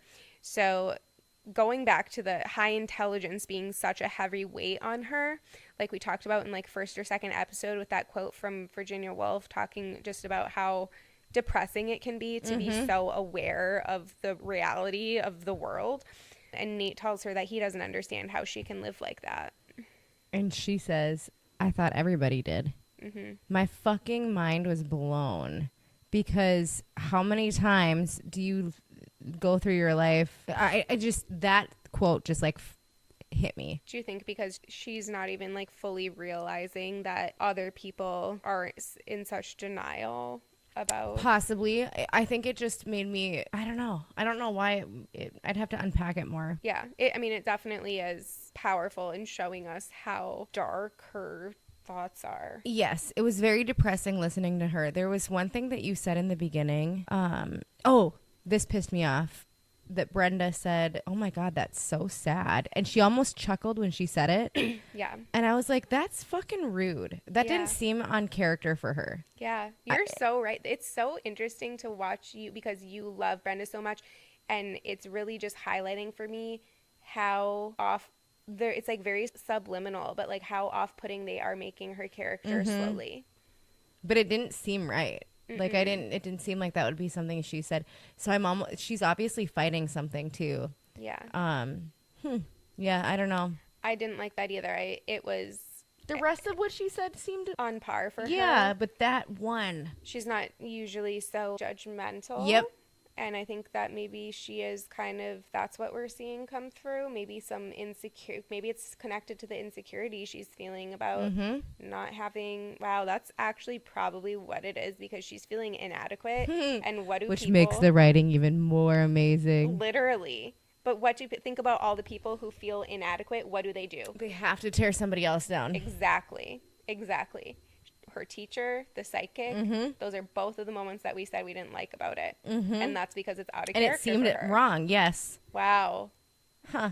That wasn't that deep, but it feels deep because it's like a connection. There was an intentional. Yes. It was all intentional in the writing, which. And so subtle. Yeah. But so profound. Wow. Yeah. Okay. So it is very subtle. Yeah. So in the background, Scott, the guy she was talking to at the bar, waves to Brenda from the bar as he's getting up to leave. And so Brenda kind of does one of these, like a quick little wave. And Nate turns around and sees him and he asks who he is. And Brenda tells him that he went to her high school and he's clearly had a nose job. Another dig. I don't think Nate was buying it, though. I think he kind of caught on to there being something weird about that situation because he looked at her like, also, how likely is it that you run into someone you went to high school with in LA at like I mean, maybe I'm sure it's possible, but there's a ton of people in LA. I don't know. I think Nate also was feeling that she was just off. Yeah. He had to have. He's an empath. He's sensing for sure something. Is this the part where he stops becoming attracted to Brenda? Maybe. So back at the plan again, the woman tells the crowd to close their eyes and imagine that everyone in the room thinks they're an idiot and tells them that that's how they feel in the world.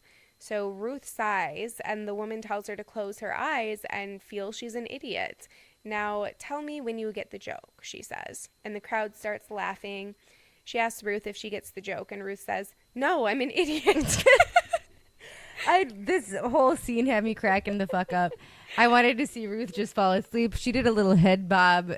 She's probably low blood sugar. She hasn't had a Snickers yet. Yes, she's so done with this lady's shit. Like, which I kind of love that for her. So, but she stuck around. She did, and probably a good thing because she does ultimately end up getting something out of it. But the woman asks someone to explain the joke to Ruth, and the guy turns around and says, they all feel the same way, so who's really the asshole here? And the woman asks Ruth to stand up and share what she wrote in her private letter to herself. And she's like, it was a private letter. I felt like she was going to cry. Yeah. Robbie tells her not to don't bullshit the lady Cupcake. He always calls her Cupcake. And Ruth says she's happy. And the woman says no one believes her and presses her more. And Ruth has had enough and says, you want me to complain? All right then. Fuck this. Fuck you. Fuck all of you with your sniveling self-pity and fuck all your lousy parents. Fuck my lousy parents while we're at it. Fuck my selfish bohemian sister and her fucking bliss. Fuck my legless grandmother. Fuck my dead husband and my lousy children with their nasty little secrets. And fuck you, Robbie, for dragging me to this terrible place and not letting me have a Snickers bar. I'm going to get something to eat. And the woman, as Ruth is like starts to storm out, the woman is like, congratulations, you've just leveled your flea bake home. Now you can build the house of your dreams from the ground up. And everyone's clapping and cheering for Ruth. And she's just standing and staring and looking like, what the fuck? It was so good. I knew that was going to happen too. Mm-hmm. But okay, now that we're like talking shit about this lady, it seems really narcissistic of her. Like she sees somebody about to leave her cult, so she somehow drags them back in with a level up. Exactly. Yeah, that is a very good point. Wow. Manipulative. That is, I didn't even really think about that, but that is so true. And that is how cults operate. And it is manipulative because she was not saying like, oh, congratulations, whatever, to anyone else in there.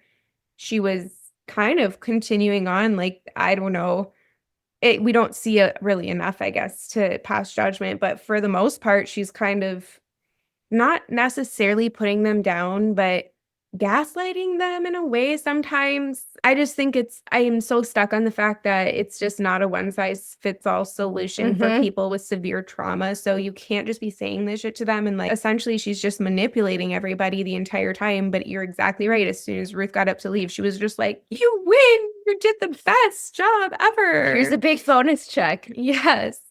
So then Claire pulls up to pick Gabe up, scared, and he gets in the car and frantically tells her to drive. And Claire's like, what the fuck? Where have you been? Whatever. And Gabe tells her to just drive.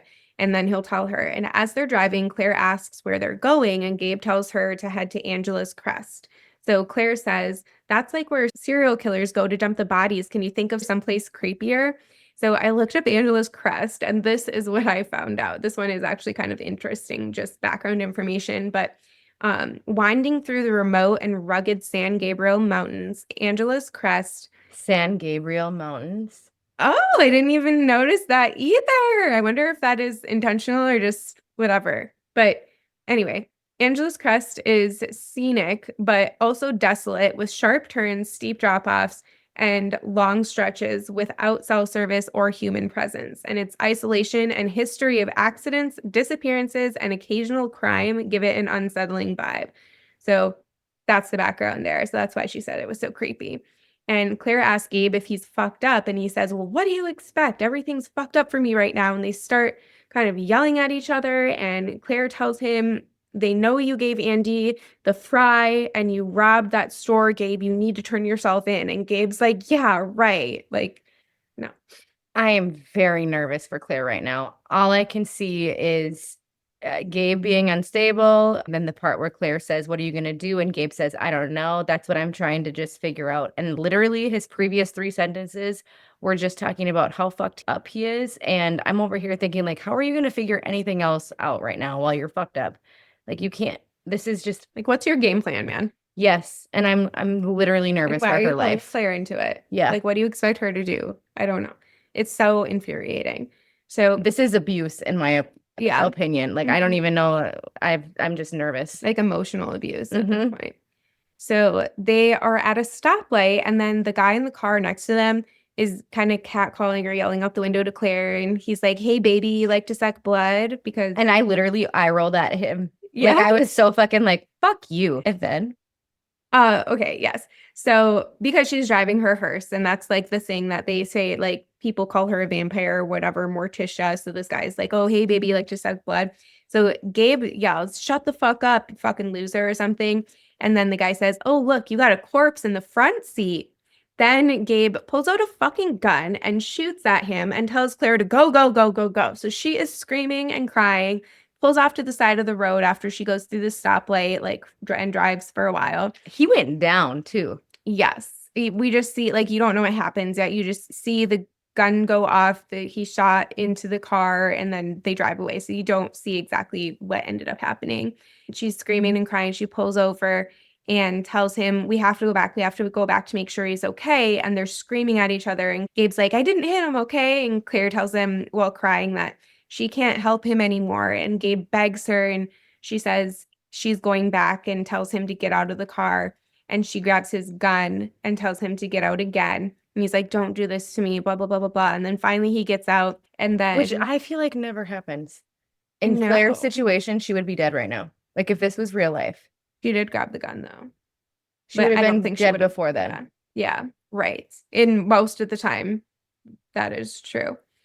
So then Gabe finally gets out of the car, and Claire does go back to the intersection sees that there's nothing there anymore. So that's probably assuming that he was fine. The guy was fine, because otherwise there would probably enough time hadn't passed for, I don't know. You can't say for sure though, because he could have been maybe just shot a little bit and then driven himself. I don't know. You don't know, but she was, I'm sure, a little bit relieved to see that he wasn't laying there dead. And that Claire, crime scene tape or something. Right. She's totally traumatized, and I was proud of her for standing her ground. Me too. It was, God, that has to be so hard.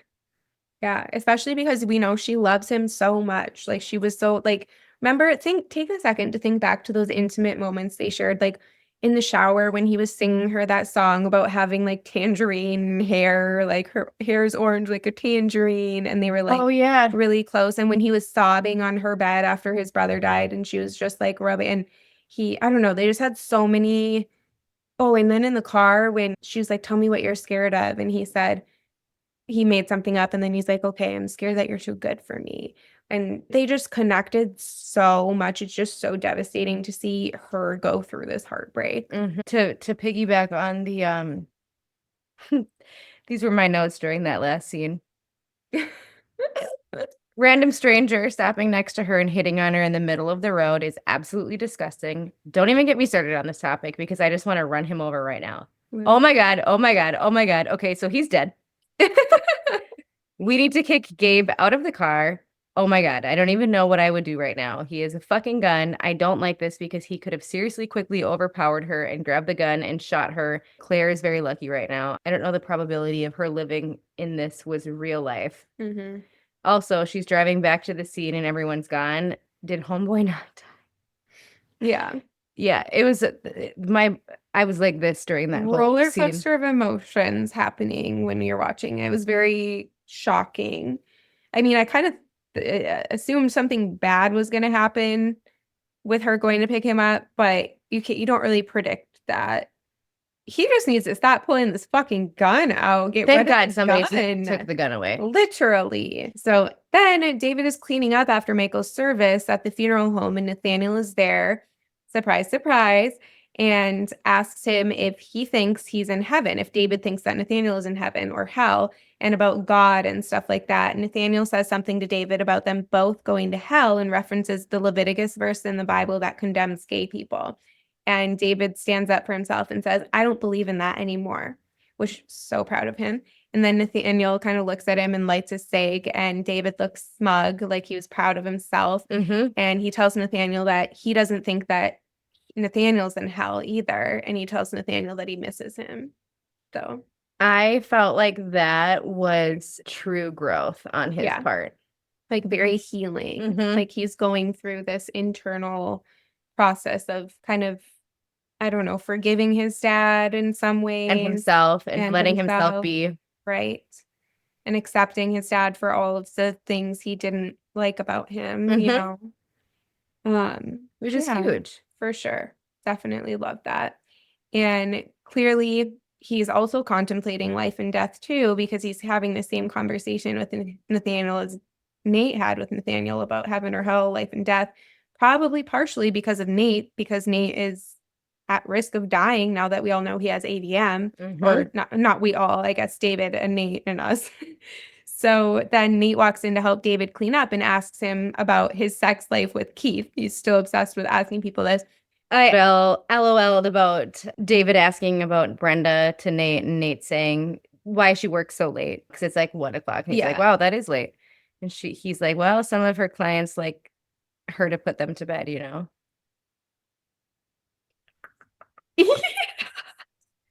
I didn't get that. Like, why did he say that though? Was that real? I bet you the next episode is her jacking off the client. But Nate doesn't actually think she's doing that. Oh, but that's real though. People like to. Oh, so he was making a joke. No, I think he was actually saying, because I would go get a massage before bedtime because it does help you relax and put you to sleep. Okay. But I was thinking, okay, that's what Nate's saying, but like I bet there's foreshadowing. Yeah. Okay, so then they're kind of joking around, and Claire walks in crying. Right, this is right after the shooting happened. David hugs her, which is so sweet, asks her what happened, what's going on. And then we see Robbie and Ruth. We cut to a different scene, see Robbie and Ruth at a bar, and Robbie is teasing Ruth about her outburst, and they're laughing together. And Robbie is so proud of her, and Ruth is proud of herself.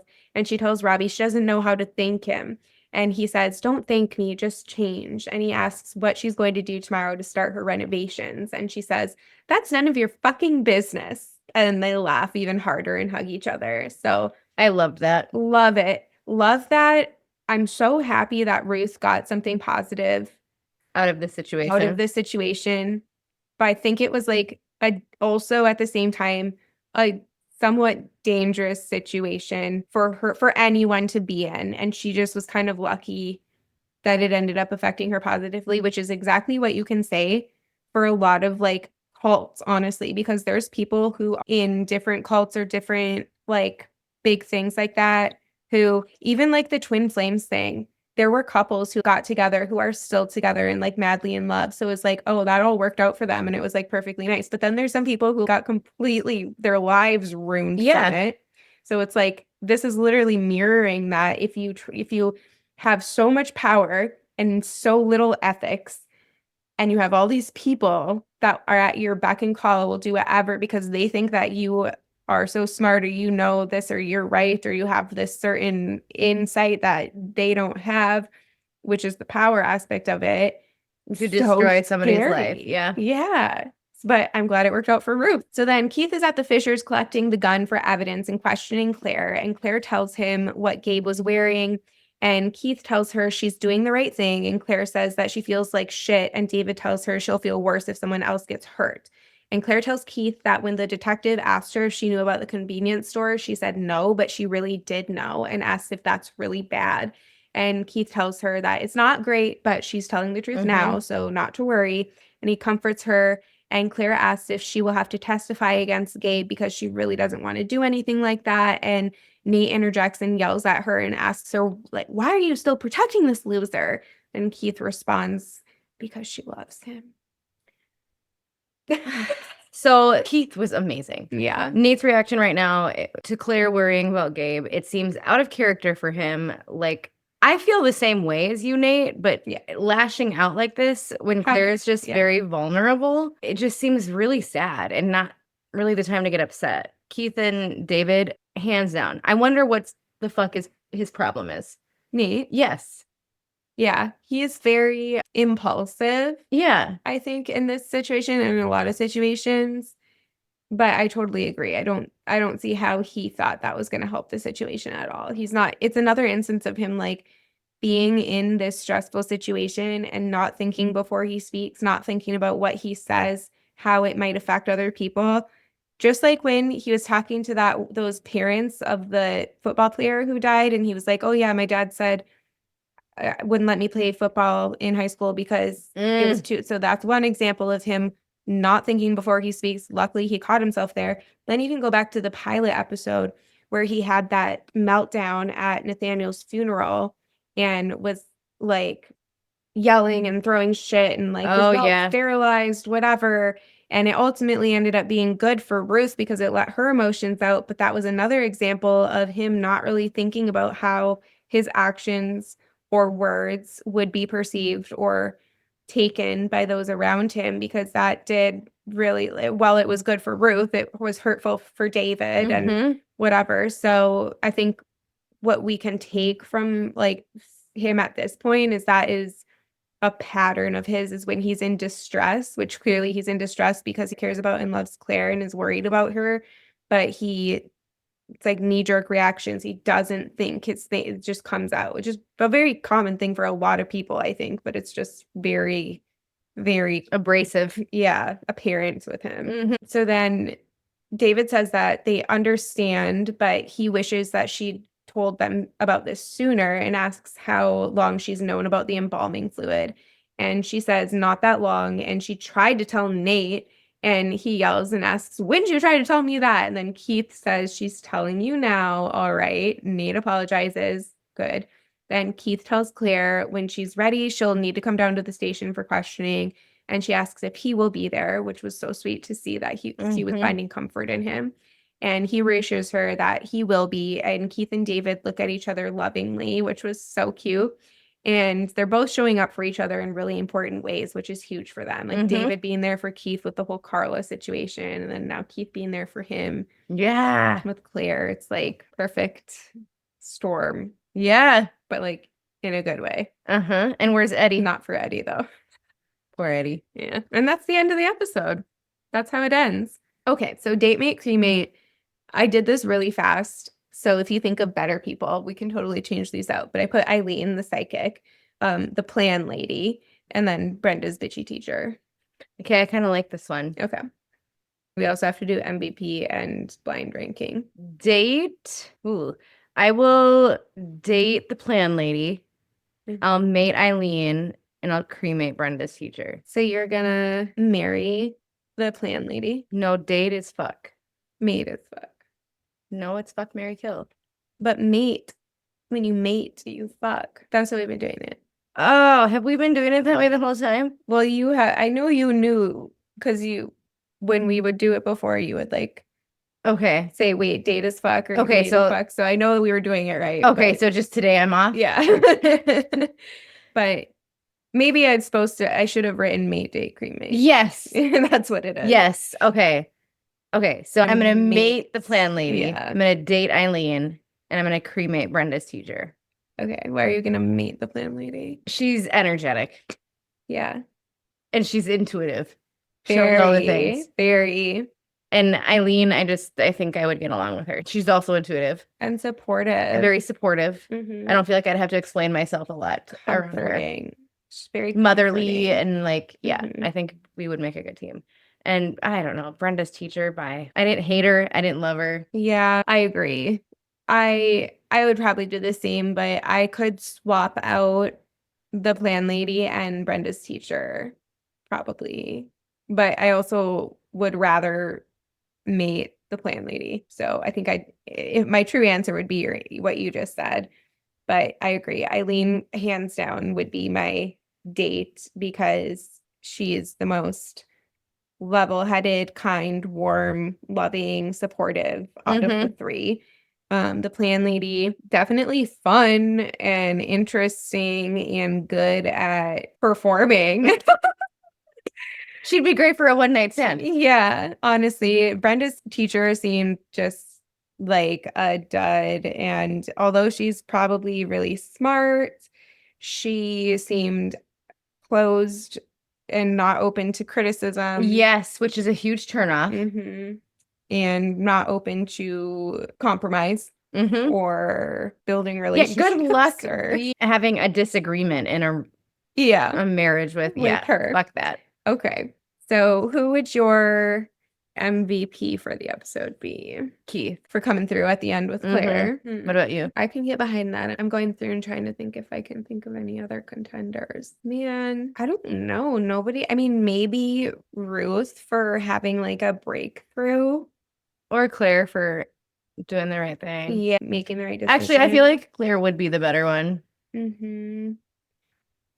Like, I love that Keith was there at the end, but I also, like, he is a cop. It is his job. And it was very lovely to see him doing that for them. But I think in terms of, I don't think it was hard for him to do.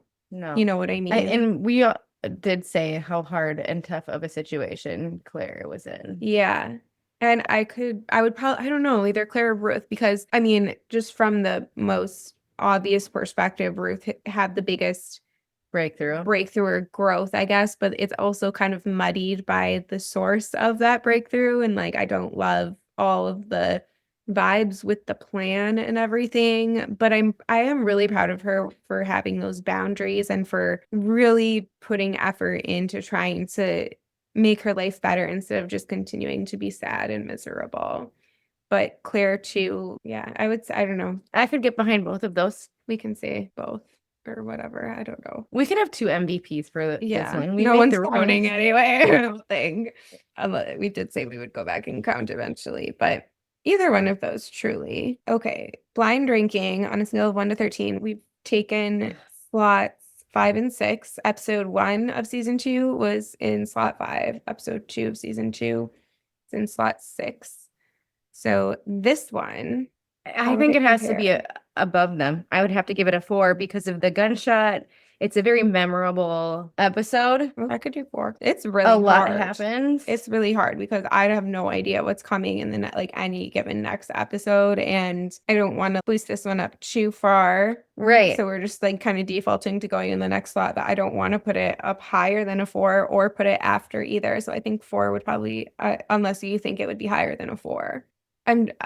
I feel like I'm so tired right now. My brain is like, I'm having short-term memory loss. So I'm trying to think of like everything we just talked about. But all I can remember is like the gunshot thing, the plan, the psychic, I guess. I did really like that element of this episode though, the psychic and Nate's connection with her and whatnot. And the whole theme of talking about what happens when you die. But I also didn't love, it's so hard to see this like Brenda's kind of demise, which makes me like it a little bit less, but it's pivotal. It is. It's definitely. It's a really pivotal. I think we have to even go higher than a 4. Just think about all of the things that are things are Eddie or Keith and David's relationship is changing. Brenda and Nate's relationship is changing. Ruth's relationship with herself is changing. Claire and Gabe's relationship is changing. It is pivotal. Brenda like herself, people in just in general. I think we should do a 3. Okay, I could do 3. Okay. All right. Well, we'll see you next week. Hopefully. If not, we will be back soon. Yeah, we're doing our best. We're not giving up. Just shit happens. People are busier in the summertime too. It's a Minnesota summer. It is, but we're doing our best, and we love your comments and your everything, subscribing and the ratings. Yes, thank you to everybody who has commented, subscribed, shared, rated. So if you liked this episode, don't forget to press the like button, give us a thumbs up, subscribe, share with your friends, comment, and write a review. And we'll see you next week for season 2, episode 4. We're doing so good. Yeah. Like every one we do, it's just like, wow, we've done a lot. And I'm proud of it. So see you then and bye.